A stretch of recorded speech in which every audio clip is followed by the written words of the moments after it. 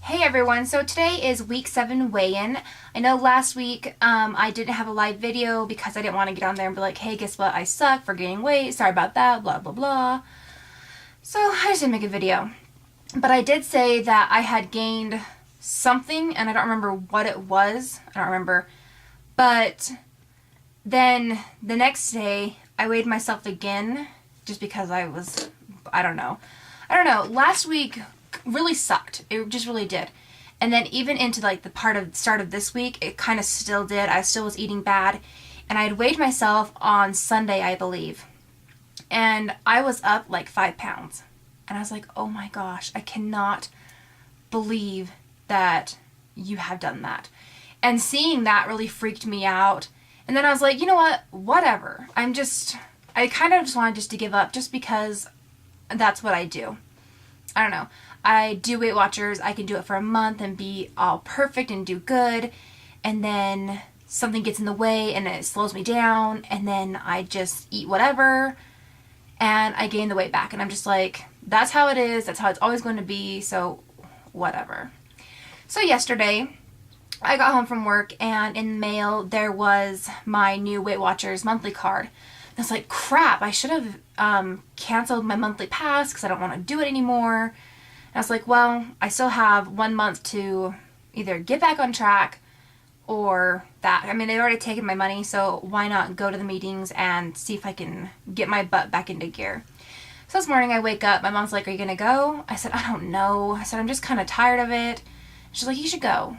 And so I got dressed, I went, and I weighed in, and they weighed me in versus the pounds that I lost in the week 5. So I'm actually up 0.2 from week 5 is what they said, which is not bad. 0.2 pounds isn't bad. But from what I weighed myself last week at home, I'm down 3 pounds. So it does help. I mean, on Sunday I was up and then today I weighed in and I was down 3 pounds from Sunday. Just by doing nothing actually. And I stayed through the entire meeting. It was talking all about portion control. And so that's what this weekly book is about, all about portions. And they're telling you how to know what's the good size for portions. And in your pocket guidebook on page 85, let me pull it back up. It goes through and it tells you like 1 cup of anything is like the fist of your palm. And it's showing you right there for pasta. For a slice of cheese, for 1 ounce of cheese, which is 1 ounce of cheese is from your thumb, to the tip of your thumb to the base of your thumb. That's 1 ounce of cheese.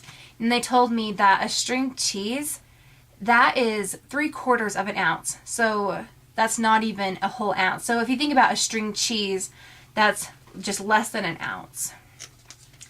It went through to know what a tablespoon is. A tablespoon is just the thumb of the big part of your thumb. If you actually put your thumb in a tablespoon, it will show that. So if you're eating something, you know, oh, I'm eating a tablespoon of peanut butter with my banana. So if you don't want to measure it out. I thought that's pretty cool. A teaspoon is from the tip of your finger to the first little crease. That's a teaspoon. 1 to 2 ounces of nuts or pretzels is what will fit into the palm of your hand. Just lightly fit in the palm of your hand. For a 3 ounce to 4 ounce piece of meat, which would be the circle part of your palm, or a deck of cards. So we're going through that and I'm thinking, thinking about portions, that really helps. Because with me, I either just measure it out or I just eat whatever. And I just don't track for that day. So really quick, on the board, so I'm sitting back, they're talking about portion distortion and what throws you off about different foods. They were talking about, we listed cereal, chips, popcorn, cheese, meat and casserole inside it, and potatoes. So with cereal, the thing you have to do is either on the back of the nutrition box, it will say a half a cup is a serving, or depending on what kind of cereals it is. For like Cheerios, you can get a whole cup. For anything that's flakes, is usually a half a cup. For things that are, I guess those are like the only two shapes-ish kind of things. So you really need to, the very first time, if you want to just like mentally see like what it is, take your measuring cup and literally measure out how much cereal you get, a half a cup.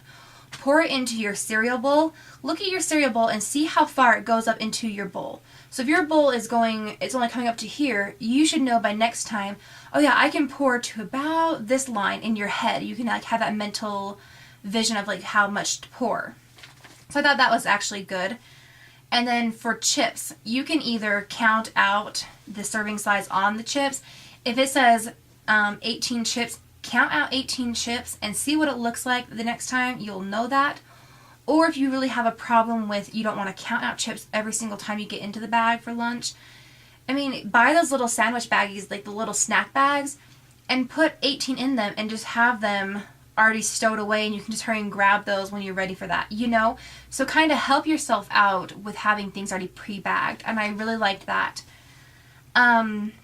Popcorn, they do say that you can get like 5 cups of popcorn in here for like 2 points. That is wrong. And they do have on the back of the book this week saying, oops, the points plus value update. In the course of converting over 40,000 foods and beverages to the points plus value, a few inaccuracies popped up in the pocket guide and the complete food companion. To get a list of the corrections, please go to weightwatchers.com/product info. And that will show you all the things that got misprinted in this book. I mean, do you blame them? I mean, 40,000 things, that's crazy. I wondered how they were going to change everything over, but so at least they're owning up to that. They have a mistake, and the popcorn really isn't 5 cups for 1 point, you know? Now, meat inside like a casserole dish. If you're having like a rice casserole dish, you know that 1 cup of rice is like your serving, but you have like meat within it. If you used 1 pound of meat and it's throughout the whole entire casserole dish and that will feed 12 people, most likely you're not getting 4 points worth of meat. You're probably only getting 1 point worth of meat. And that really made sense. Or the thing that I like to do that I learned in the older book is that you take all of the points in your recipe, add them up, and then you divide them, I believe, by 12, and then that will be how many points is worth your thing. I really don't know. I'm not sure if that's true. I'll have to figure out, I'll just have to try to find out how to redo the calculation. But if you have Weight Watchers eTools, you can do the recipe builder, put your entire recipe in there, and then it adds up all the points. Say you're at 100 points so far for your meal, and then it says how many servings is this going to serve. You'll put 12, and that's going to change the serving to like 3 or 4, 5 points. I don't know how much it's actually going to change it to. So that really helps if you don't want to just sit there and kind of analyze your food like, okay, I have this much rice, I have this much meat, and you know. So either do it that way, or you can look at your food and just kind of figure it out. It's better just to, if you're unsure, I mean, just guess 1 more point if you have an extra point to spare. For a potato, sorry I'm talking fast. For a potato, if you're at the store, you should be looking for a potato that is like a light bulb size, just a standard light bulb size. Now, that's going to be at least 9 ounces raw. Once it is cooked, it's cooked down to be 7 ounces, and that is going to be a serving size for like a potato for you. And I believe that size is 4 to 5 points, I think was what they said. So I like that they gave us some comparisons like on how to figure out how much food, what it can look like in your mind. So just think, okay, so after my meeting, I left, I went to the grocery store, did a little shopping, and I got home. My mom's like, so do you feel more inspired that you went back to Weight Watchers and that? And I said, yeah. I said, I feel better that I did go. I'm glad I went. I don't want to quit. I said, that's just like my thing. I said, it's what I do. I said, I start something and then I'll quit, and then I start something and then I quit. I said, I don't want to keep doing that. I really need to just take control and just do it. So even if I'm not losing as fast as I want to, I really don't care. I'm not going to quit. I'm just going to keep tracking and losing as much as I can.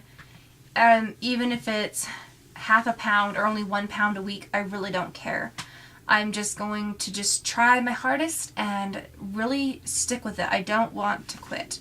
So it was great. So anyways, I hope you guys are having a good week, and thanks for watching, and I'll talk to you guys soon. Bye.